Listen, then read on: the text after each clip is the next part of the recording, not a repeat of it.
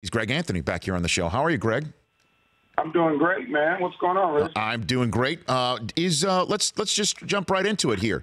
The poll question is which one of the stars? I don't know if you were able to hear the recounting of which one of the ringless stars whose career you'd rather have.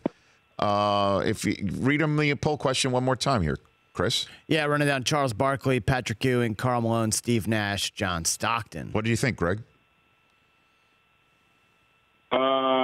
Does that include the totality of their career post-basketball? No, I think it's just them basketball. Good question, Greg. Good question. Well, no. That might change it. I'd probably still go Barkley. Why was that then?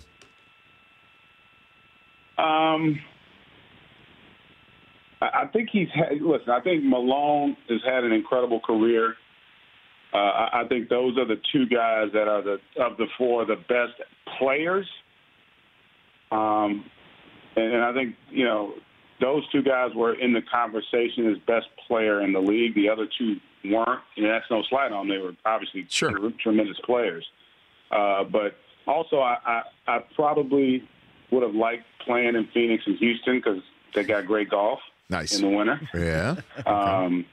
Philly, also, I would have had a chance to play with Dr. J, which would have been pretty cool. Moses Malone. Okay. So that's you got to factor all that in. You got to factor all that in. Yeah, you do, and I think he was the more marketable star of all four. And so I would probably go that route. Obviously he got to play in the finals, didn't win it, but he did make it. So I would probably go with the Chuckster. Okay, very good. What'd you think of the Charles Shaq back and forth on TNT last night, Greg? I loved it. I was retweeting it this morning. And, the irony of it is, in a weird way, they both kind of were right. I don't know that, I'm not as concerned with DeRozan not playing in that fourth quarter because we've seen that happen on many occasions with great players because it wasn't going well and the group guys they put out there ended up getting the job done. All you got to do is go back a few years ago with Chris Paul and the Clippers were playing Houston. James Harden got benched. In the closeout game when it was 3-1. He didn't play in that fourth quarter. They were down, 16, 17. They come back, they win that game, they go on to win the series. So, that stuff happens. Scottie Pippen got benched. I recall when we played him when I was with the Knicks. Well, was that the game he didn't come off the bench, Greg? Is that the game where he refused to come back off the bench? Yeah, exactly. What were you guys thinking about? Because obviously Rodney Hood is a similar case, although it was a blowout. He wouldn't go in the game. But yeah, and it's not, it's not as big a deal as it will be made out to be in the world we live in today, because that stuff actually happens a lot. And it's more about you being a professional and owning up to it, apologizing for it, which he did. The coach ain't going to take that personal. The kid's, world been turned upside down, comes in a new situation, hasn't gone well, struggling with his confidence. And from what I understand, it wasn't malicious. He just basically said, hey, why don't you just let the other guys play? Now, again, I don't know verbatim, but that's what I was told. It's a non-issue, and in some ways this might help him in terms of trying to get his feel. I mean, this stuff, people don't understand how hard it is to go from one team to another. I remember Derek Harper did that.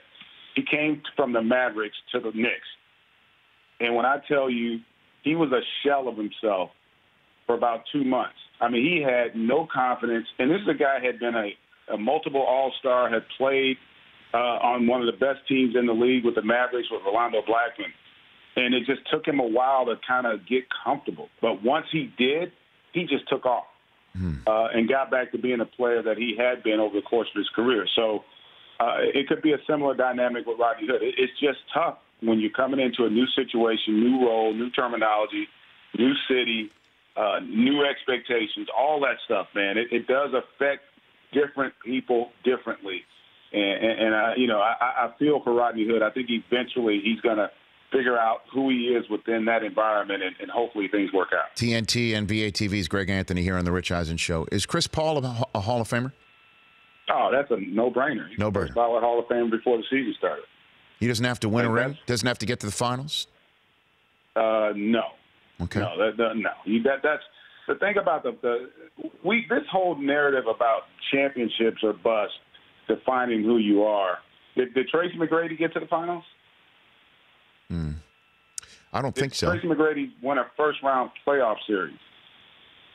Did Grant Hill get to the finals?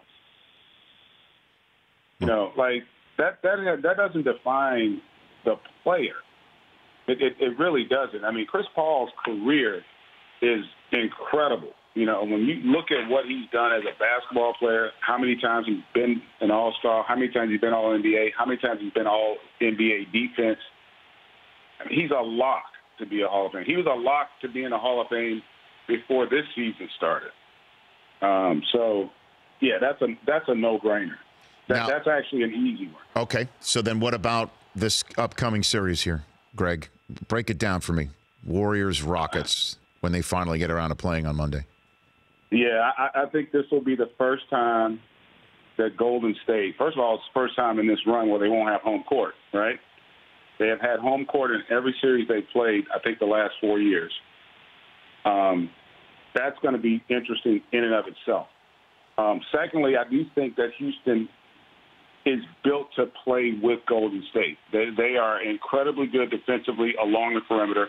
They've got great rim protection. They've got a guy that can finish in traffic in terms of Capella, and then they've got two true superstars to combat what Golden State has. Now, what that means for me is the series could be an epic series. Like, this could be a 7-game, you know, incredible series, the kind that you dream of, you know, that when you're talking about clearly the two best teams in the regular season, although Toronto had a game lead on Golden State, let's remember Golden State has dealt with all kinds of injuries all year and the mental fatigue of having, you know, in the process of trying to go to 4 consecutive finals. So I just think it's going to be incredible. And, you know, James Harden, you know, didn't have his best game, but I guess he was under the weather in game 5 of that series. Chris Paul was, as you guys saw, unbelievable. You see Golden State starting to look like the team we thought they'd be all season. Draymond Green has been incredible in this postseason. Steph Curry's healthy. You know, Durant, and with Clay. The only question for me with Golden State is, and you saw it a little bit in the New Orleans series, the bench hasn't been as good as the championship caliber, the championship teams they've had in the past. And how Steve Kerr manipulates his lineup may ultimately determine who wins this thing, because he put on Iguodala in that starting lineup, and the team functioned well, but they were good enough to beat New Orleans. I don't know if they're going to be good enough to beat Houston without contributions from their bench. I do think this series will challenge them in ways they haven't been challenged in the Western Conference, and I'm excited to see it. You know, it's been building to this all year. They've been, like I said, the two best teams. They're the two best overall teams when you look at their offensive and defensive numbers. And, you know, they feature 4 of the top, you could argue, 10, 12 players in the league. And if you start talking about Draymond and Clay, you could argue 4 of the top 20 players, or 6 of the top 20. So this series is going to have everything you could want as a basketball fan or a casual fan. And I'm excited to see the chess match between D'Antoni and Steve Kerr. And like I said, if those stars can all deliver, I think there's going to be more pressure on Houston, particularly with the first 2 games being at home and how they come out and play.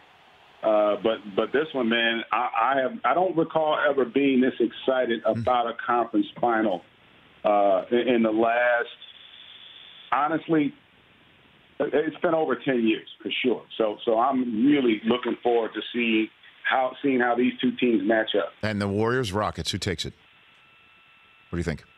Oh, it's hard to go against the Rockets. I mean, the Warriors. It really is. But I'm going to go out on a limb and take the Rockets in this one because of the home court. I do think it doesn't always play a role, but if the teams are pretty evenly matched, I give them a slight edge. They got 2 guys in Harden and Paul who in the eyes of others will validate their careers if they can win this series. I agree. And I think it will be a legacy-defining one. And I'm going to give them a slight edge, which I'm not going to be surprised in the least bit if Golden State wins this thing, because they really – I don't know that we've ever seen a construct of talent that meshed so seamlessly as the one we see in Golden State right now. Those guys complement each other from an IQ standpoint, ability to play with and without the basketball on both ends, as well as any team I've ever seen. And really the reason I give the Rockets a little nod is because for them to try to go to a fourth consecutive finals, man, that is going to be something to really take in and see. So I'm excited. I'm going out on a limb and taking the Rockets, but like I said, I got to hedge it because I'm not going to be surprised at all if Golden State walks away with it. Last one for you, Greg, in the minute I have left for you. It was the 24th anniversary of the Reggie Miller, Spike Lee moment in Madison Square Garden. No, but here's why I go there, Greg. It would not have happened had the foul been called where you got shoved down, right, Greg? You got shoved out of the way. I agree, man. Right? I read you and I talk about this all the time. I'm 100% in agreement with you. Right. There's no doubt about it. And I'm just it's still painful to think about. Well, what does Reggie say?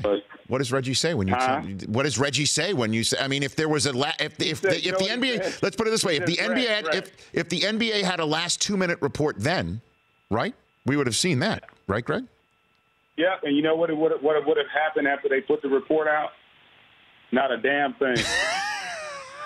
It's one of the biggest, most useless piece of information ever. So what? They put out going to change the call. Okay.